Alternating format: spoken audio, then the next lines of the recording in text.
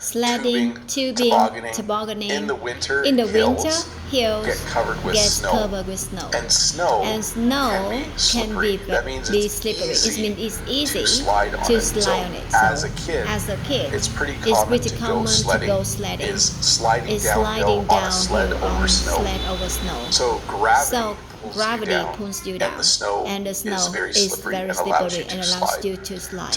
Tubing is Tubing similar. is similar. Sliding down a snow-covered Sliding hill down on a a snow-covered hill This on a is tube. actually This is actually originally we would just use inner tubes from car tires or tractor tires. Those actually slide on snow very, very well. This is a special made tube just for going down a hill. The benefits of tube is that the inner tube is soft and bouncy. Because when you're going down on a sled, it can be very rough. You're bouncing around. So when you're on a tube, it's a little more a comfortable ride, but it can also be pretty fast. It can be very fast. And then tobogganing, sliding down a snow-covered hill on a long flat sled called a toboggan. This is less common now. It's less common now. Less people have wooden toboggan. It's kind of a traditional type of sled.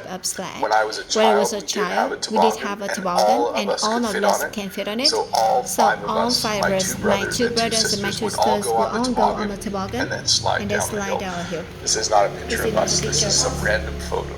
But if you want to enjoy winter, you would wear lots of layers, then go outside and maybe go sledding, or tubing, or tobogganing. All very fun activities when it's very, very cold. I don't use these. But tire chains are metal chains put on tires for traction on snow and ice. In my area of Canada, it usually doesn't get this bad. And chains are often used in areas where you might have to drive up or down a hill or mountain regularly. But I don't know anyone in my area that uses tire chains. But they will definitely give you good traction. So tire chains are metal chains put on tires for traction on snow and ice. If you watch the YouTube channel Martin Dulard, I don't know if you ever watched his live up in the mountains in Italy, and he regularly put tire chains on his car in order to drive down the mountain or back up the mountain. So maybe if you search for Martin Dulard, D-O-O-L-A-A-R-D, he's a Dutch guy that's lived in Italy, and he's kind of rebuilding his old house and building a shop. It's really interesting.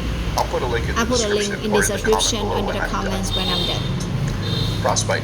So extreme cold is very, very dangerous. When you go out, when it's minus 10 or minus 15 or minus 20, it starts to become very that you don't have your skin exposed to the cold air.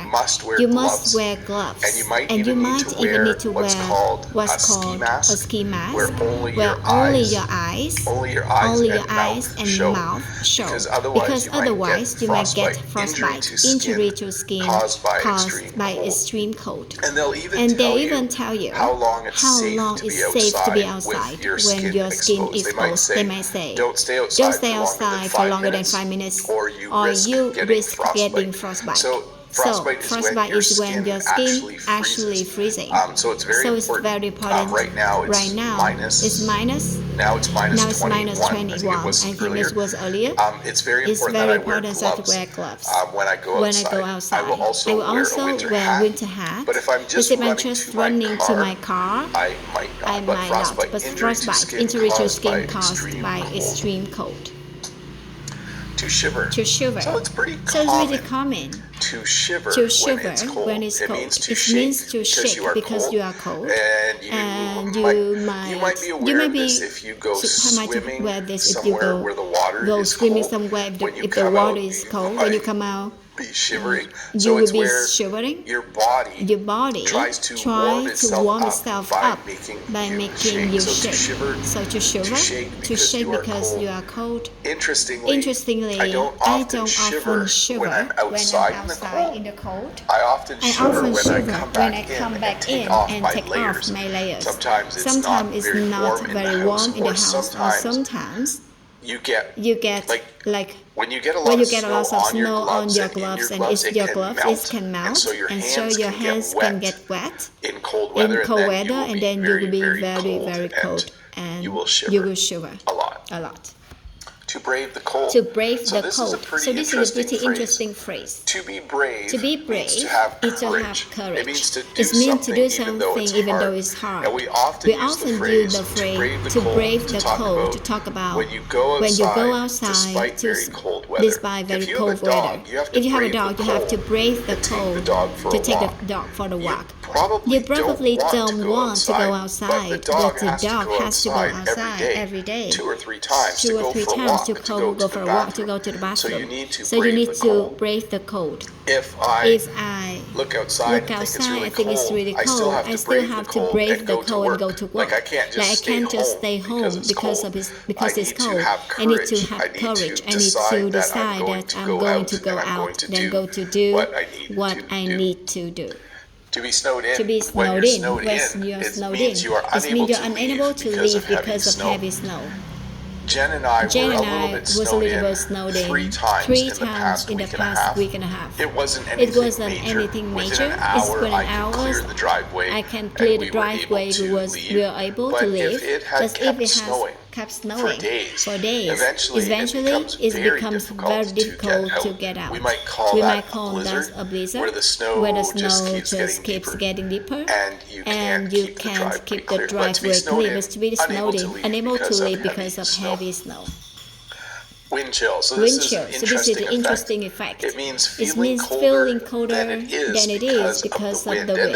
And they actually give this a number. In fact, if I look at the weather for today, let me put it up. So it's minus 23 in the town close to me. High of minus 12 today. The wind chill will make it feel like minus 22. So did you hear that? It's going to be a high minus 12. But because of the wind, it will feel like minus 22. So that's the wind chill or the wind chill effect. Wind always makes it feel colder than it is. So if I go outside on a day where this is going to sound kind of funny. If it was minus 22 with no wind and the sun was shining, that's actually a beautiful day to be outside. If it was minus 10, so 12 degrees warmer, but the winds were blowing at 50 or 16 kilometers an hour, that would be unbearable. You would not want to be outside for very long. If you are a member of the channel, you'll see in a few members only video. And it was cold, and the other one is very, very cold. Both of those, it's mostly because of the wind. You can stay pretty warm outside when there is no wind. It can be very, very cold, and you stay very warm. Cold snap. Sudden cold weather. So this is something that can describe two things in my mind. It can be when it goes from like 1 degree to minus 10 overnight. It's a cold snap. But you can also say, we're going to have a 3 days cold snap below minus 20 every day. So it simply means a sudden change in weather. We are not really in a cold snap right now. It's just cold every day, day after day. So I would use instead I would just say it's freezing for very, very cold.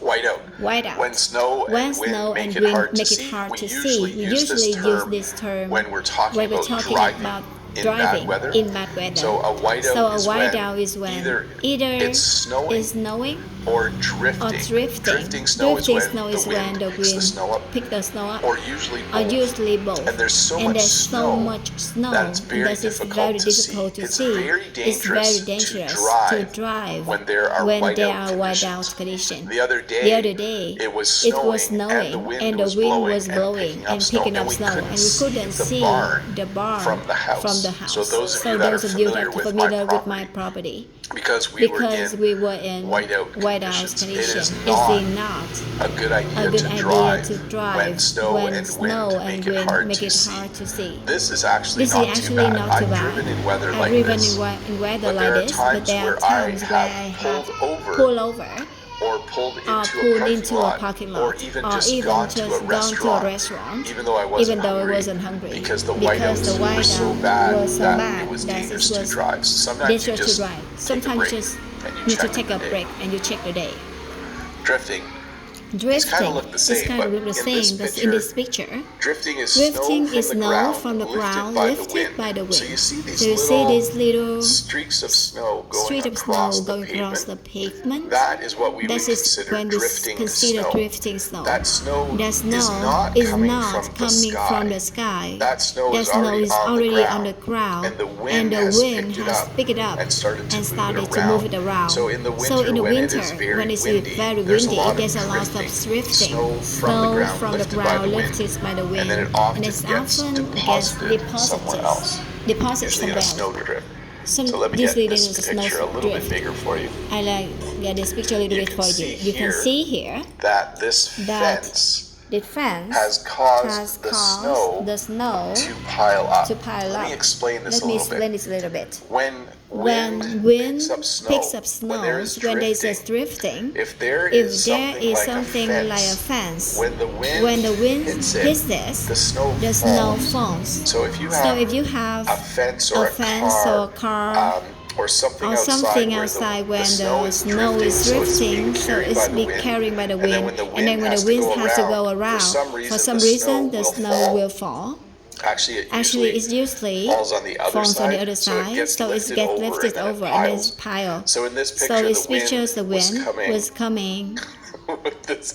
The wind was coming this way, and as it went over the fence, it dropped snow and causes the pile of snow made by the wind. So on a day when there's drifting, you will start to see snow drifts, piles of snow made by the wind.